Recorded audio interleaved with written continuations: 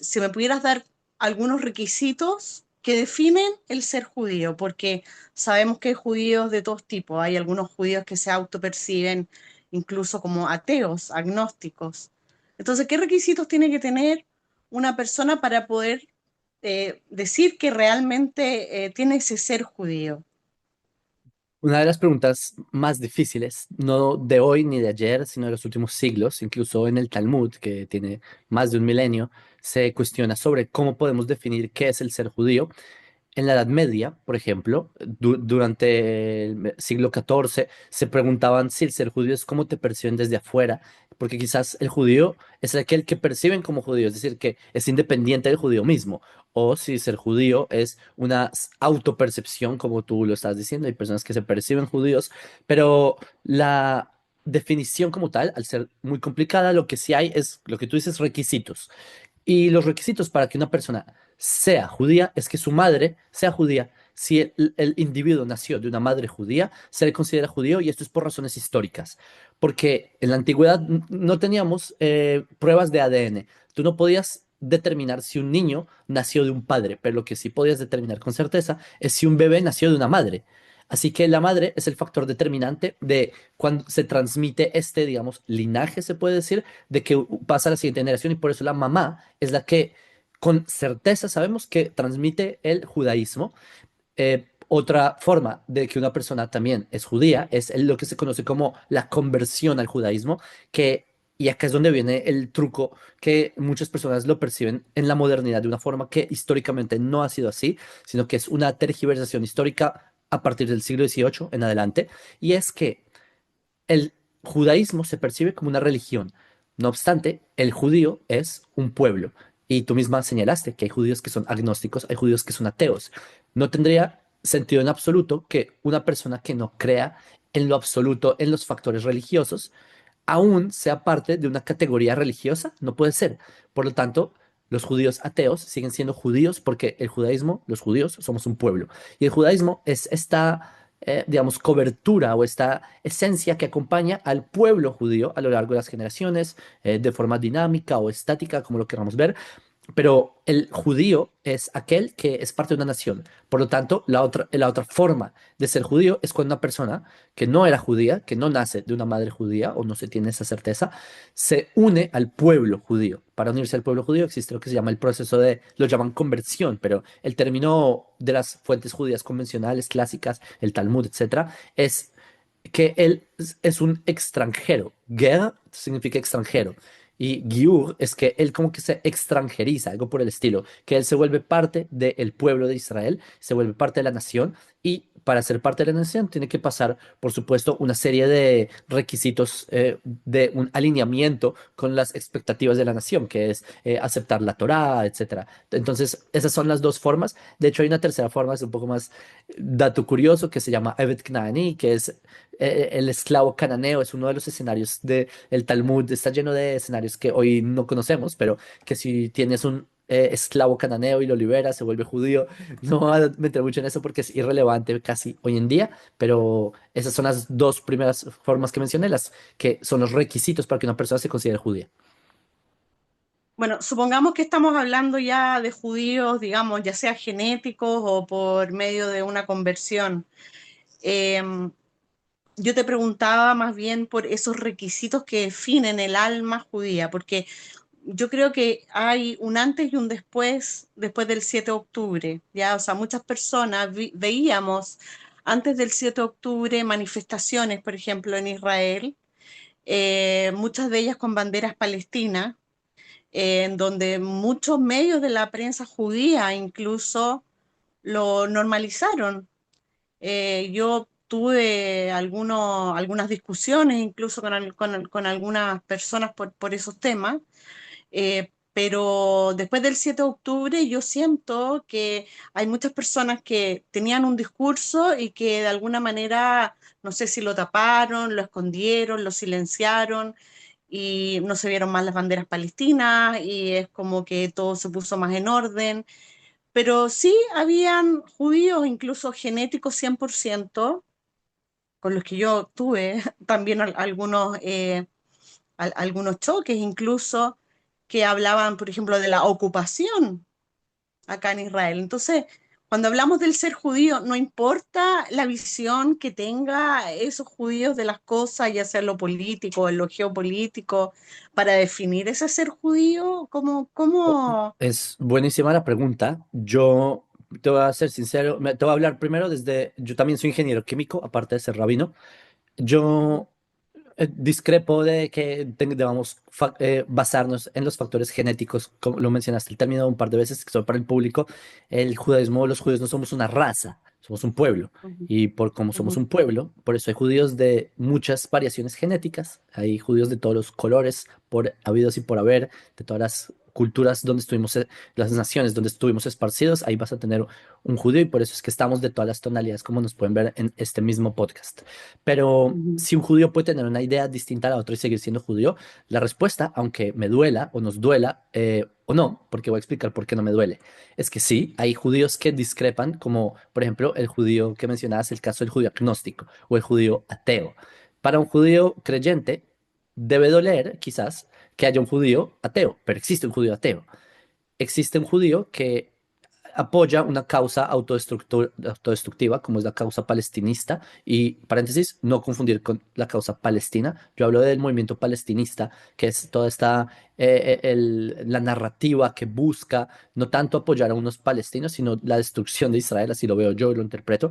Y hay judíos que apoyan esa causa, al igual que durante la Inquisición hubo judíos que decidieron dejar su fe y seguían siendo judíos de madre judía, pero estaban dispuestos a acusar a su vecino judío ante la Inquisición para que lo torturaran y ganarse el favor de la sociedad española de ese entonces.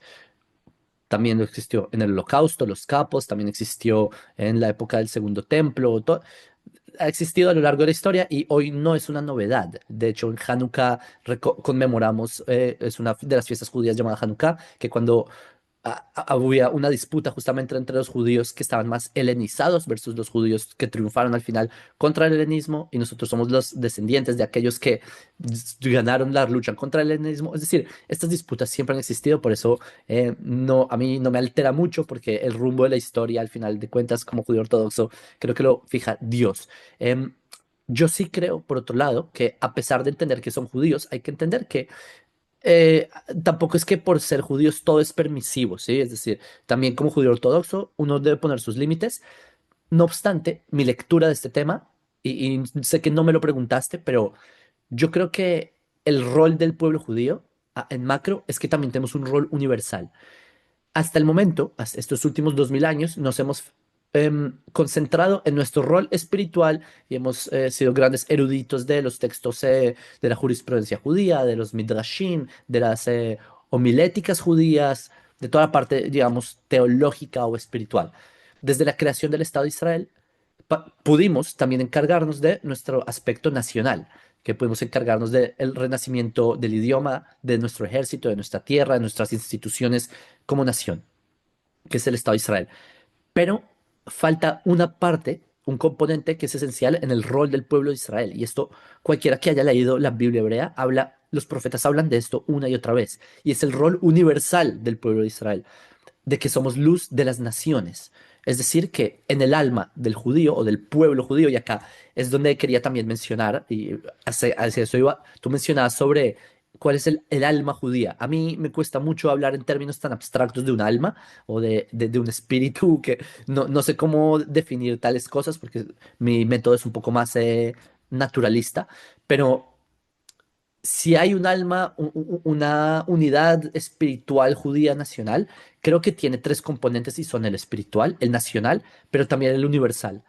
Y vemos como hay judíos de nuestra nación que dicen, por ejemplo, los ultraortodoxos, llamémoslo, que ellos rechazan la parte nacional y ellos no entran al ejército de Israel. Por ejemplo, yo soy soldado, a propósito también de reservistas, he combatido en esta guerra unos 340 días, desde el 7 de octubre hasta este momento, de fuerzas especiales, etcétera. Pero hay judíos que también son creyentes como yo en la Torá y son ortodoxos y tienen su barba y esto, pero rechazan la parte nacional. ¿Por qué? Porque su tendencia va hacia la parte espiritual. La parte mía va hacia la parte espiritual y nacional. Y hay personas que no, que solo van hacia la parte nacional y no son tan espirituales. pero hay judíos que su esencia va hacia la parte universal. Y creo que esos son este tipo de judíos, que son aquellos que dicen, no, también los palestinos tienen derechos, también los palestinos son personas, y toda esta, digamos, nosotros lo vemos muchas veces como un golpe, una traición al judaísmo, porque están dispuestos digamos, pisotear lo que fue el 7 de octubre, que fue una masacre horrible. Pero yo quisiera también dar un punto a que nuestro rol también hace allá. También tenemos un rol ante las naciones del mundo y yo sí soy bastante nacionalista y aún así soy consciente que también hay que entender de dónde viene el mensaje más a fondo de estos hermanos judíos que en mi opinión están muy extraviados. En mi opinión es un caso que está muy mal. Pero también hay un mensaje que se puede tomar de ahí y aprender que tenemos un rol universal, también a las naciones tenemos que tener en cuenta. Sí, bueno, en ese sentido, ese rol universal que dices tú, yo creo que más que nada, o como yo lo veo al menos, es que está dirigido a aquellos árabes, por ejemplo, que viven en Israel y quieren vivir en paz con nosotros, que en el fondo no hacen apología a la yihad islámica, como se han visto muchos casos. Y esos árabes, bueno, viven en paz con nosotros y los podemos aceptar y podemos vivir bien con ellos y el resto es más difícil, de todas maneras, creo yo. Eh, y bueno, en ese mismo sentido te quería preguntar, ahora que ha sido un poco polémica la figura de Ben Gvir, a propósito de estos, de la flotilla que vinieron y el video que anda circulando. Eh, se habla que figuras como Ben-Gvir y Smotrich harían una especie de gobierno teocrático, dicen, incluso prensa judía antes del 7 de octubre hablaba en esos términos. ¿Cómo le explicamos a la gente que este no es un gobierno teocrático?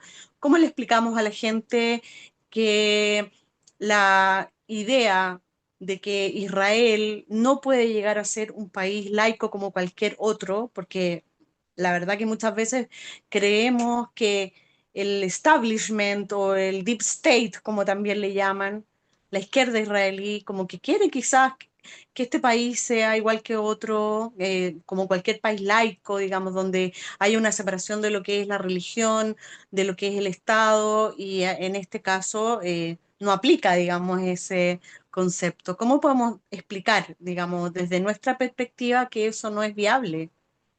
Ok, mira, hay un artículo que escribió uno de los investigadores del siglo pasado más famosos que se llamó Gershom Scholem, que él escribe uno de los artículos que de verdad, y Gershom Scholem no es que haya sido religioso o algo, pero él escribe que en el idioma hebreo hay una bomba de tiempo. ¿Por qué? Porque los padres del movimiento sionista, que eran laicos, y muchos de ellos incluso eran no solo laicos, eran antirreligiosos, y ellos pretenden o pretendían revivir una nación judía en base a un ethos hebreo antiguo, que es la Torá, el Tanakh, textos, digamos, el idioma mismo que viene de nuestras fuentes más antiguas, que es la biblioteca que tengo detrás mío, y pretender que la nación se va a mantener laica. Para Gershom Scholem, él analiza esto y dice, eso es ingenuidad. Tú no, al cabo de cierto tiempo, el mismo idioma va a tener que despertar y despiertan las fuentes, él lo dice como fuentes, y esta Biblia que se había mantenido como litúrgica, en el momento en que la pones en el plano nacional, existe una especie de síntesis que de ahí van a ser, obviamente, un sentimiento apegado a los factores religiosos, por más que los fundadores del movimiento sionista hayan sido laicos, por más que sean laicos. Y lo cierto es que estamos viviendo en ese tipo de transición. Yo no creo que Israel se puede volver en una teocracia porque Israel somos una nación que hemos tenido experiencias históricas que no nos permiten llegar hasta esos extremos. Es decir, Israel somos muy vamos en una línea que creo que en general es muy clara y es como un péndulo, lo veo yo, que es como el discurso hegeliano. Hegel fue un filósofo que él habla de que el mundo avanza cuando hay unas ideas que chocan entre sí, tesis, síntesis. Entonces, la tesis es que el Estado debe ser laico. La antítesis es que no, que debe ser un Estado religioso. Y estas ideas chocan y al final la síntesis es un punto medio. Hay fuentes en el judaísmo que se inclinan hacia que se puede ser en un estado totalmente religioso, pero basado en democracia. Por ejemplo, es la opinión de el Ran. Ran fue un sabio judío del medioevo que plantea tal cosa, en la modernidad hay rabinos que plantean tal cosa, no hay contradicción entre un Estado democrático y un Estado que se base en tener un Sanedrín, ¿sí? Eso que hay obviamente ciertos matices que hay que analizar. El caso Ben-Gvir, obviamente, él es muy populista, muchas de las cosas que dice, hay cosas que yo estoy de acuerdo, hay cosas que no, pero creo que es una gran exageración del miedo que se tiene de no llegar hasta ese punto y porque existe, la sociedad no quiere llegar hasta ese punto, no se llegará. Yo creo que la gente no tiene que tener tanto pánico porque hay un miembro del gabinete que hace ruido, ¿no? La sociedad israelí creo que no vamos a ir hasta allá. Ese es el primer punto. Otro punto que quería tocar es lo primero que habías mencionado sobre convivir con musulmanes y todo esto. Es verdad, en Israel el 23% de la población son árabes, entre ellos musulmanes, cristianos y hay otra gama que son drusos y así. Y viven en paz. De hecho, en el ejército yo estuve con árabes en el ejército combatiendo junto conmigo, musulmanes. Es lo que el mundo no entiende, que Israel es lejos de ser lo que la demonizada imagen que pintan. Pero la realidad es que si hay cerca de 2 billones, con B, de árabes de musulmanes, perdón, en el mundo, con que el 3% sean radicales, es mucho. Estamos hablando de millones de personas y es a ellos a donde Israel tenemos que ser muy, digamos, sinceros, porque Israel somos la piedra en el zapato de la ideología islámica, que ellos quieren un expansionismo homogéneo mundial, ellos sí quieren una teocracia indiscutible y nosotros Israel somos aquella piedra en el zapato. Entonces, yo creo que aquí sí se presenta lo de que Israel tenemos un rol ante las naciones, porque la única forma de vencer el radicalismo o de vencer una ideología, no creo que es con tanques, ni con aviones, ni con Vipers explotando. Solo la única forma de destruir una ideología es si tú ofreces otra ideología mejor. Y esa es justamente la visión, digamos, judía ortodoxa, que el judaísmo, al nosotros querer ser luz de las naciones, es porque tenemos un plan para las naciones que sobrepasa a aquellas expectativas de otras ideologías, como lo es el yihadismo. Entonces, por ejemplo, en el judaísmo hay algo que se llama las leyes noágidas, que es un sistema de, digamos, judaísmo para no judíos. Yo creo que si los yihadistas conocieran más a fondo lo que es la profundidad del judaísmo, las leyes noágidas, podrían evaluar si vale la pena seguir siendo yihadista o si quizás el camino como noágidas, de las leyes noágidas, es esto. No explicar mucho a fondo qué son en mi canal de YouTube Filosofía Judía, hablo mucho de eso, pero quizás podría el yihadista de a pie evaluaría y diría, bueno, parece que esta ideología es mucho mejor y así el mundo, nuevamente tesis, antítesis, el concepto hegeliano que trae de hecho, yo digo Hegel porque para modernizar a los espectadores, pero eso lo dijo él, Rav Kook. Es una foto que tengo por ahí. Fue el rabino principal de Israel a comienzos del siglo XX. Y esa es la idea. Entonces, también con los radicales debemos tener esta aproximamiento, bueno, Aproximación.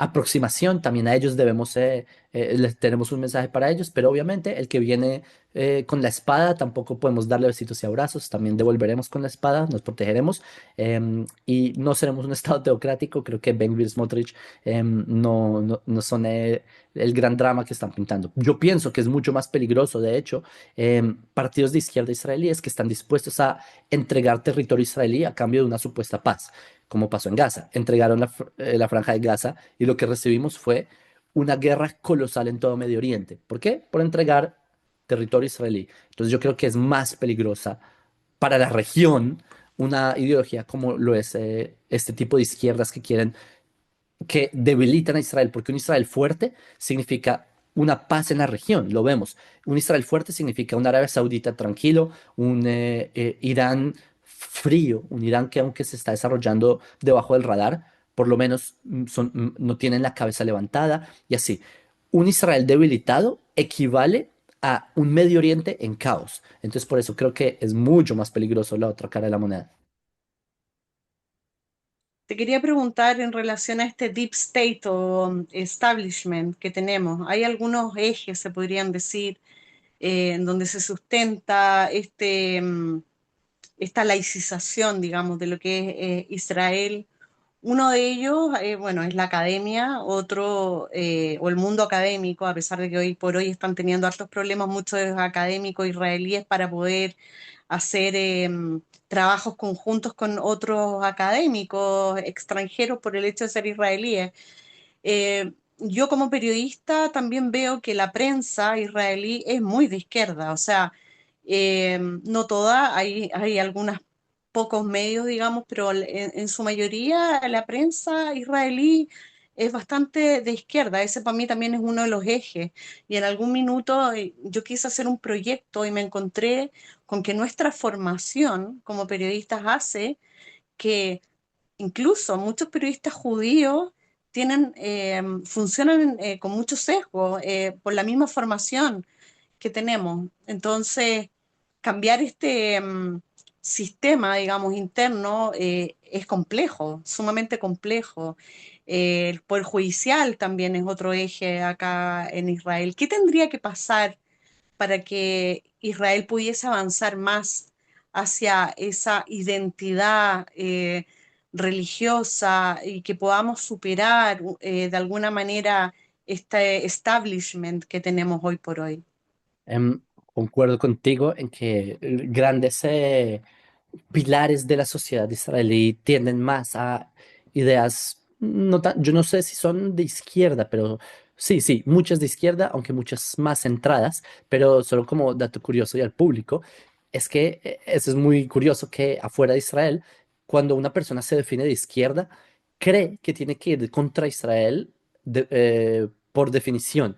No, de hecho, esto es lo que acabas de decir, es una muestra de que hay personas en Israel que son sionistas, que van al ejército, que apoyan a Israel, solo discrepan con el tema de si Israel debe tener presencia en ciertas zonas de Judea y Samaria o cómo debería ser el modelo económico, pero son sionistas. Y esto lo digo porque también afuera de Israel hay judíos que son sionistas y son de izquierda y apoyan a Israel. El problema es cuando hay personas que son de izquierda y como no son judíos y no conocen la realidad israelí, dicen, ah, como yo soy, no sé, feminista, tengo que ser automáticamente antisionista.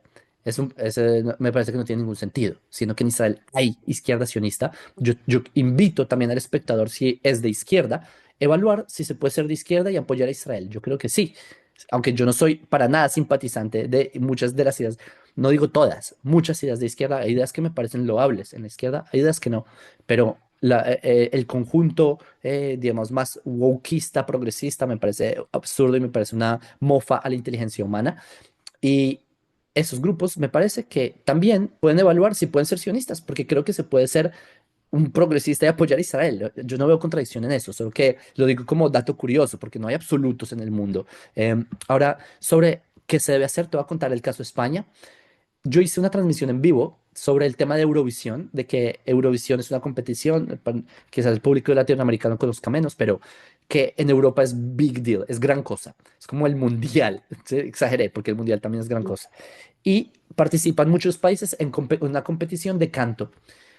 España decidió retirarse de la competencia de Eurovisión, donde están los países europeos y otros países no europeos. Eh, ¿Y por qué España se retiró? Porque ellos dijeron, si Israel participa, nosotros no participamos, por el boicot contra Israel. Entonces en España, la televisión española, que la pública pertenece al Estado, por lo tanto son de la tendencia de Pedro Sánchez, que es una izquierda muy radicalizada, no proyectaron Eurovisión, no lo mostraron Claro. por su boicot. Ujú. ¿Tú crees que los españoles vieron Eurovisión o no, Débora? Me imagino que sí, se las Claro. ingeniaron para verlo. Claro, exacto. Todos lo vieron por YouTube. Yo hice esa transmisión en vivo y yo vi en los comentarios diciendo, ah, estuvo buenísimo Eurovisión, lo vi por YouTube. El caso Argentina, por ejemplo. Los medios estaban muy en contra del presidente actual de Argentina, pero tipo le tiraban barro a no poder más. Pero las redes sociales triunfaron sobre toda la propaganda anti. Es decir, estamos en una generación en donde el monopolio de la dictadura, digamos, mediática está desapareciendo. Todo esto de que tenías que depender de la televisión. Es verdad que todavía hay millones de personas que se nutren de la caja en la televisión en la pared, pero hay muchos otros millones, y especialmente la generación más joven, que no, que lo que nutre es este dispositivo y de ahí sacan su información.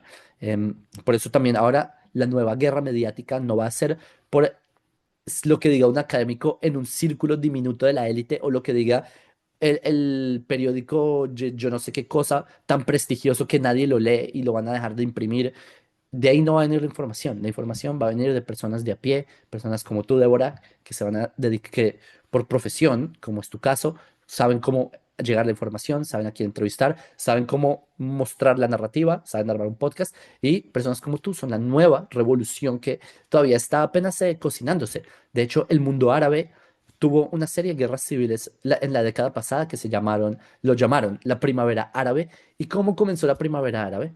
Por las redes sociales, empezaron a escribir por lo que se llamaba Twitter, de que estaban cansados de los dictadores y se desataron una serie de guerras civiles para poder derrocar a los dictadores de cada país del mundo árabe. Al final no fue una primavera árabe, fue un invierno árabe, les fue mal, fracasaron, pero eso solo mostró el poder que tiene este dispositivo. Entonces, es verdad que existe esta élite diminuta que tiene una tendencia política muy determinada. Al final de cuentas, los que están fijando gran parte de la narrativa son las personas que saben que el campo mediático se está desplazando desde los medios antiguamente convencionales a los nuevos medios que son las redes sociales. Entonces yo tampoco creo que el caso está tan perdido por eso mismo. Bueno, yo observo que el gobierno ha hecho dos proyectos importantes que tienen que ver con este cambio, digamos, este cambio de eje, por decirlo de alguna manera. Uno es la creación de un departamento comunicacional, que me imagino que a propósito de todos los fake news que vimos y que nos afectaron tanto y que siguen también ocurriendo, por supuesto, también en la guerra ahora con Trump, que Trump también le dio como harto, eh, le dio harta visibilidad a ese fenómeno, digamos. Y por otro lado, también me fijé que crearon, digamos, la figura de un enlace con el mundo cristiano, sobre todo por la gran cantidad, digamos, de cristianos amantes de Israel.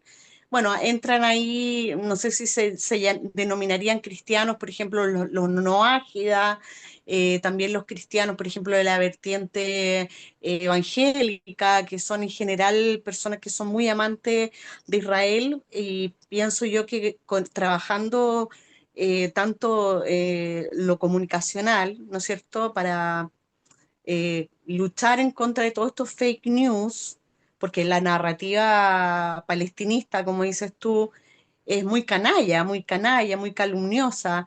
eh, pero también tenemos este mundo que es amante de Israel y que de alguna manera hacen también mucho número y pueden ser grandes aliados nuestros en esta cruzada. Eh, ¿Tú crees que realmente se va a poder terminar de cambiar este paradigma? Es decir, que vamos a poder realmente terminar con un Israel, con una identidad judía fuerte. ¿Qué es lo que tiene que pasar para que podamos avanzar digamos, en la otra cara de lo que había antes de este 7 de octubre del 2023? Esa es una de las preguntas que yo también le he cuestionado a grandes expositores de lo que es, llaman el esclarecimiento, si lo que es de Asbará, lo llaman en hebreo, si la Ujú, Asbará o el esclarecimiento de lo que es el conflicto israelí y todo eso, debería ser hacia el exterior o debería ser entre judíos. Por ejemplo, cuando uno dice un mensaje, si debería ser precisamente para que nosotros tengamos clara nuestra identidad, porque la victoria viene si nosotros somos fuertes. Esa es una de las perspectivas. Otra perspectiva es no, también tienes que luchar.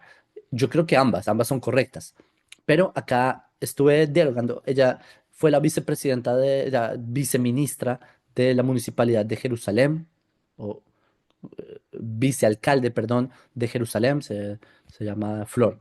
Y ujú, ella me decía que debe haber una especie de Tzahal, es decir, unas fuerzas de defensa de Israel, que tenemos, Israel somos muy fuertes en el campo militar, tenemos tecnología y tanques y aviones y soldados de fuerzas especiales y el Mossad y todo eso en el campo de batalla. Pero hay un campo de batalla que es como el que tú presentas, que es el campo mediático. Los judíos ujú. podemos darnos la excusa de que no, siempre hemos perdido la guerra mediática desde tiempos memorables, siempre han dicho que los judíos tenemos cachos y cola y que creamos la peste negra y que matamos a Dios, entonces tenemos perdida la batalla de entrada. Ese es un enfoque. Por otro lado, Flor me decía, no, mira, los judíos también son muy buenos contando historias. Por ejemplo, los judíos crearon Hollywood, los judíos crearon lo que es la perspectiva occidental de lo que significa tener éxito y lo que significa tener aspiraciones y todo eso es un invento judío. Los judíos crearon el ethos norteamericano a través de Hollywood.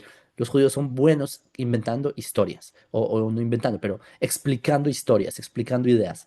Eso es algo que tenemos desde todo el Midrash, se basa en saber cómo explicar ideas de forma mucho más didáctica.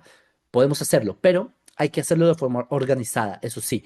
Yo creo que si se hiciera una especie de fuerzas de defensa de Israel, pero en mediática, es decir, con comandante, si tú en el ejército tú tienes un comandante de batallón, un comandante de pelotón, un comandante de equipo, si tienes aquel que se encarga de la logística, y hacer eso, copiar, pegar en el mundo de la interacción mediática, creo que podemos triunfar, al igual que somos muy buenos haciendo todo, porque no quiero, ¿cómo se dice?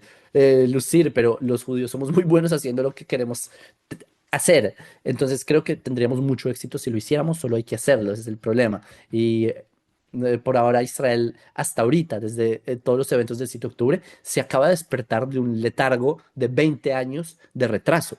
Por 20 años tomaron el tema de las narrativas a la ligera y se despertaron con granjas de bots pro Irán en China y que por todo lado te comentan son bots. Es que son literalmente, tú puedes mirar usuario por usuario, son bots comentando Free Palestine, Palestina libre, judíos, yo que sé qué cosas, pero Israel debemos contraluchar. Yo no veo ningún problema en que hagamos contrabots para contrarrestar eso y hacerlo mucho más, o sea, es un campo de batalla. Yo no lo veo menos que un campo de batalla y creo que esa sería una forma de empezar a trasladar la narrativa.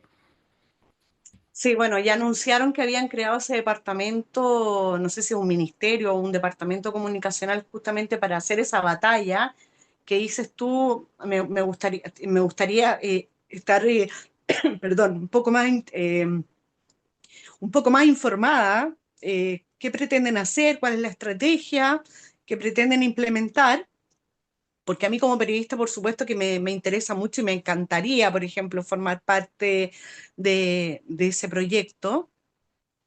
Yo, por ejemplo, postulé por mis títulos, postulé en algún minuto a un cargo diplomático hace un par de años atrás, o 3 años atrás, pero una parte ven a ser, en Chile le llaman servicio civil, no me acuerdo cómo le llaman acá, que es por la alta dirección pública, y pasé a segunda etapa, pero hubo una parte de los exámenes, en inglés no tuve problema, pero en hebreo, como mi hebreo todavía no es muy bueno, eh, me quedé ahí, ya el hebreo era con tiempo, entonces dije, bueno, tengo que ver la forma de utilizar mi expertise y mi carrera para volver a mi profesión en Israel, porque además que es lo que yo amo.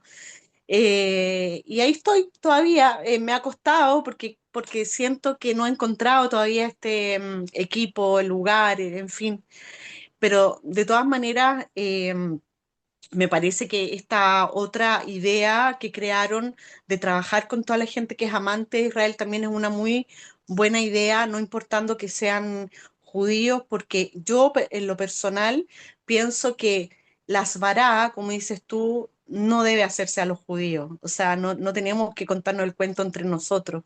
Lo que creo que es mucho más efectivo y además que estamos diciendo la verdad es entregar ese mensaje, como dices tú, que somos luz entre las naciones, tenemos que entregar ese mensaje de manera universal y trabajar con toda esa gente que es amante de Israel para que puedan ellos, digamos, ayudar a transmitir y replicar estas varas. Esa es mi manera de mirar, digamos, las varas. No Ujú. sé qué opinas tú. Sí, yo, como te comenté, yo creo que debe ser a ambos frecuencias. También a nosotros toca quedar muy claro. Hay veces se ve la noticia que ponen en BBC que Israel hizo tal cosa y queda la duda en el corazón del judío. ¿Será que estamos haciendo lo correcto? Y sí, sí, estamos haciendo lo correcto. Eso BBC dijo un fake news. Entonces creo que también debe ser para nosotros y si somos fuertes, yo creo que triunfamos. Al final, los padres de Israel lo dijeron, David Ben Gurión. No es lo que digan las naciones, sino lo que hagan los judíos, dijo. Entonces creo que la fuerza en verdad está en nuestra unión, en nuestra capacidad.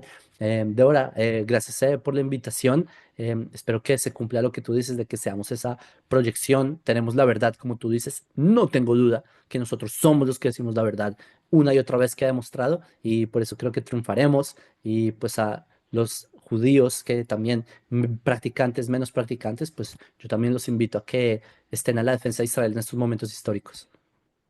Muchas gracias por tu entrevista. Un abrazo.